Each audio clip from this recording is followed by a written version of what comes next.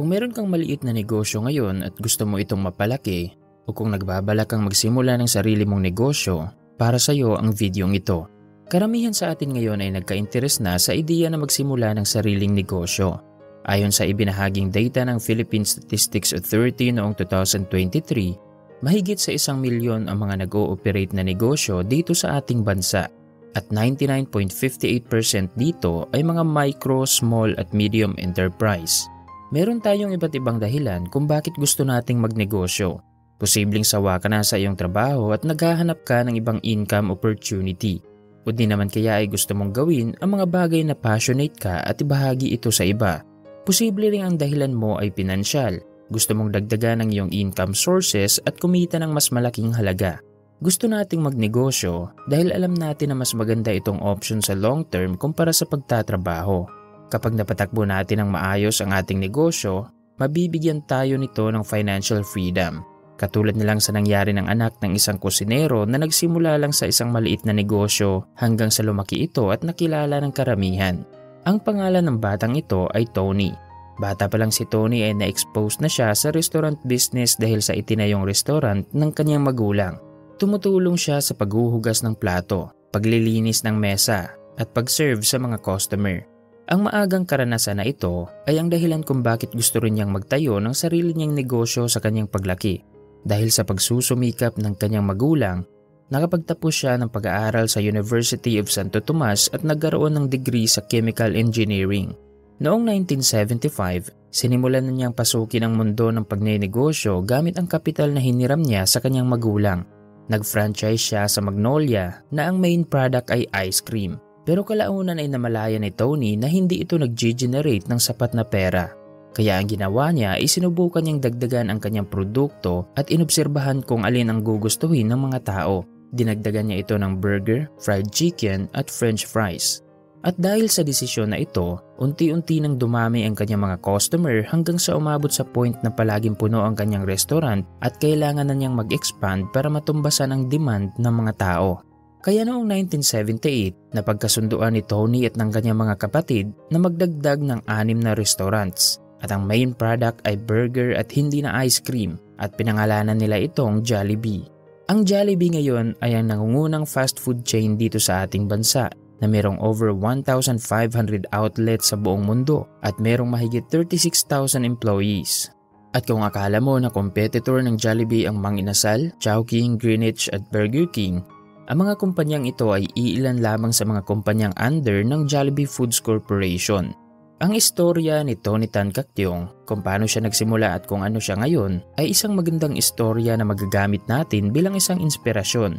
Ayon sa Forbes, si Tony Tan at ang kanyang pamilya ay ang pang-6 na pinakamayaman dito sa Pilipinas ngayong 2024 na merong net worth na $2.9 billion o kung i-convert natin sa Philippine peso, ay mahigit 163 billion pesos.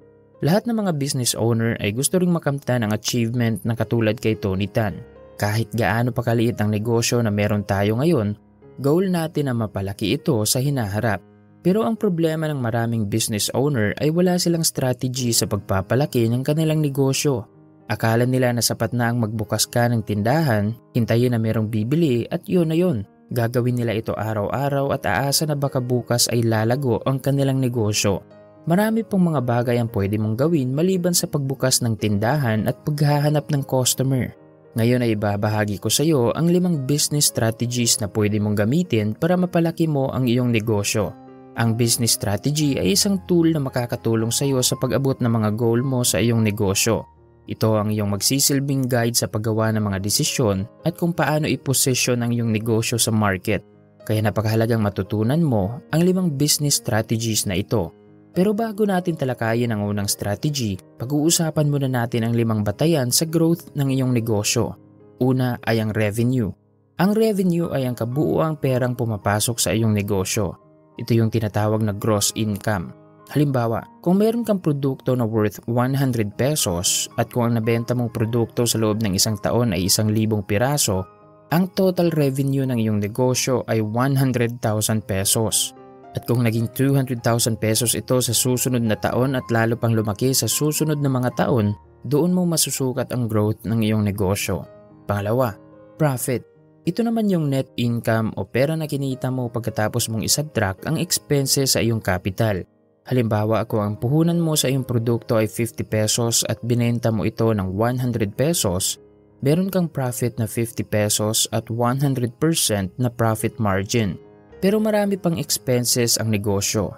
Meron niyang renta, transportation, labor at iba pa. Kaya siguraduhin mo na accurate ang iyong expenses o pera na ibabawas mo sa iyong capital para meron kang tunay na data kung magkano ang kinita mong pera. Pangatlo, customer acquisition. Isa rin sa batayan ng growth ng isang negosyo ay ang bilang ng mga customers. The more na marami kang customer, tataas din ang iyong benta at kita ng iyong negosyo. Katulad ng nangyari kay Tony Tan Caktiong noong nagsisimula pa lang siya na dahil sa dami ng customers ay kailangan na niyang magdagdag ng restaurants para mabigay ang demand ng mga tao. Pang-apat, customer retention. Hindi magiging successful ang Jollibee kapag hindi ito binabalik-balikan ng mga tao. Sa iyong negosyo ngayon, mahalagang alam mo rin kung marami ba ang repeat buyers o mga taong kilala mo na dahil madalas na bumibili sa iyo. Maganda rin itong batayan sa pag-alam ng growth ng iyong negosyo. At panglima, team size. Ang bilang ng mga taong nagtatrabaho sa iyong negosyo ay isa ring batayan kung meron bang growth ang iyong negosyo.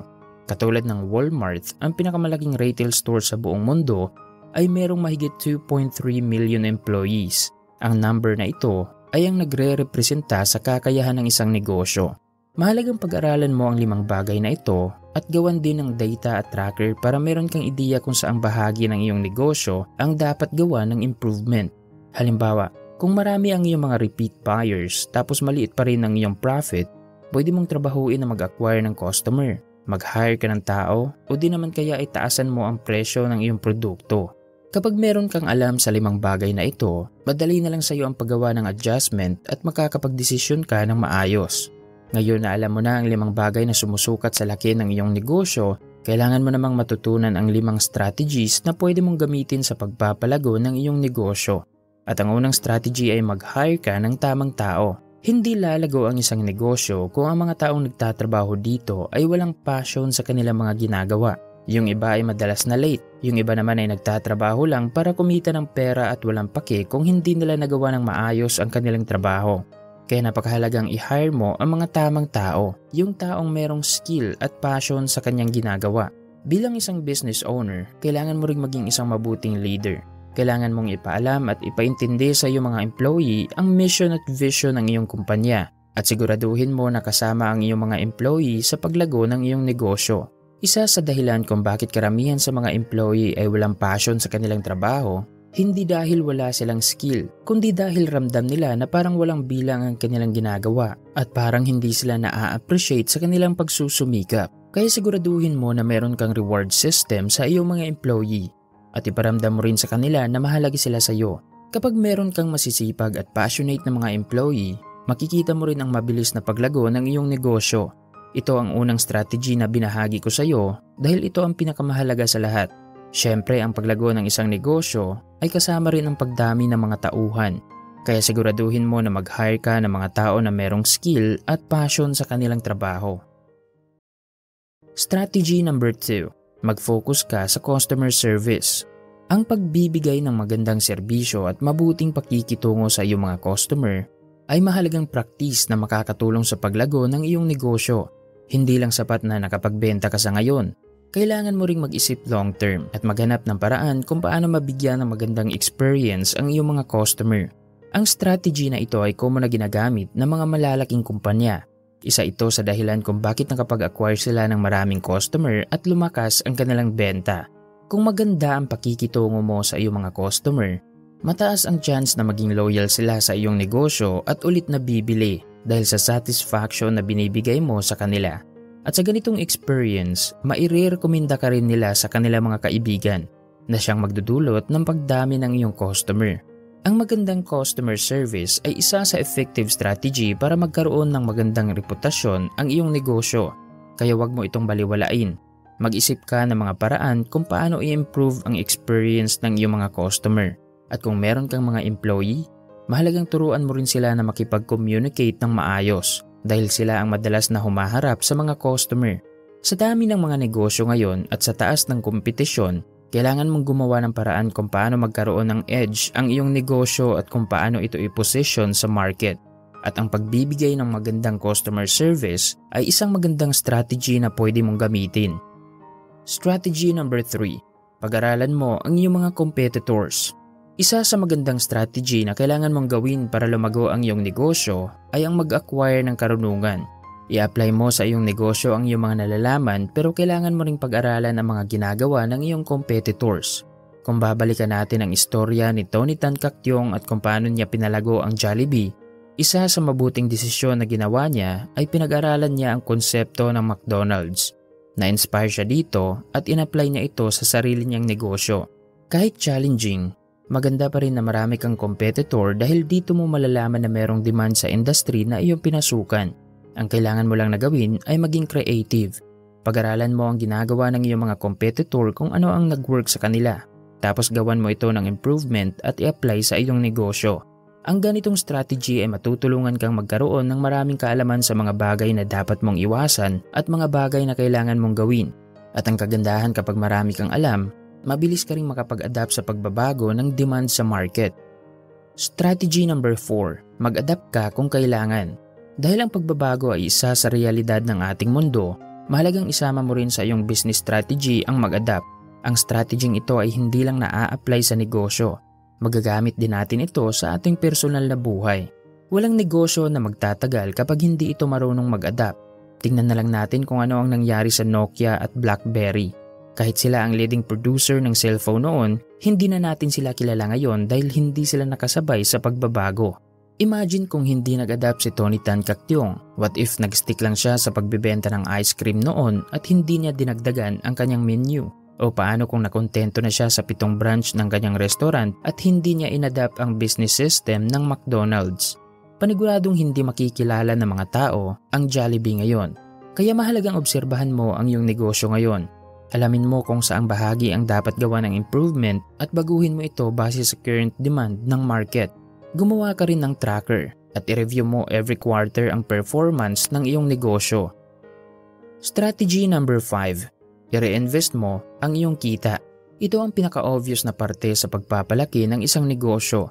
Dahil kapag meron kang sapat na pera, meron ka rin kakayahan na mag-hire ng maraming tao at i-expand ang iyong operation. Kahit nakakatukso minsan na ibulsa ang ating kita, mas mainam pa rin na ibalik natin ito sa ating negosyo para mabilis ito nalalago. At ito ang katotohanan na hindi aware ang karamihan sa mga business owner, lalong-lalo na yung mga nagsisimula pa lang. Ang iniisip lang nila ay ang malakas na benta at malaking kita. Kailangan mong intindihin na sa unang taon ng iyong pagnenegosyo, ang perang kinita mo ay hindi mo gagastusin at gamitin sa iyong mga personal na pangangailangan. Kailangan mo pa itong i-reinvest para makapag-hire ka ng maraming tao. Meron kang sapat na budget sa marketing, makabili ng maraming equipment, improvement sa iyong produkto, renovation at iba pa. Ang growth ng iyong negosyo ay nakabase rin yan sa iyong kakayahan na mag-manage ng pera. Ang financial mismanagement ay isa sa major na dahilan kung bakit maraming mga negosyo ang nalugi. Kaya kung nagsisimula ka pa lang at gusto mong lumaki ang iyong negosyo, i-reinvest mo muna ang iyong kita at magpatuloy ka lang sa pag-expand. At yan ang 5 strategies na pwede mong i-apply sa pagpapalaki ng iyong negosyo. Sa 5 strategies na tinalakay natin ngayon, alin sa mga ito ang marami kang natutunan at plano mo ring i-apply sa iyong negosyo? Magbigay ka ng iyong comment sa ibaba. Sana ay marami kang natutunan sa video natin ngayon. Huwag kalimutang mag-subscribe para lagi kang updated sa mga bago naming videos. I-like kung nagustuhan mo ang video. Mag-comment ng iyong mga natutunan. At i-share mo na rin ang videong ito sa iyong mga kaibigan. Maraming salamat sa panunood at sana ay magtagumpay ka.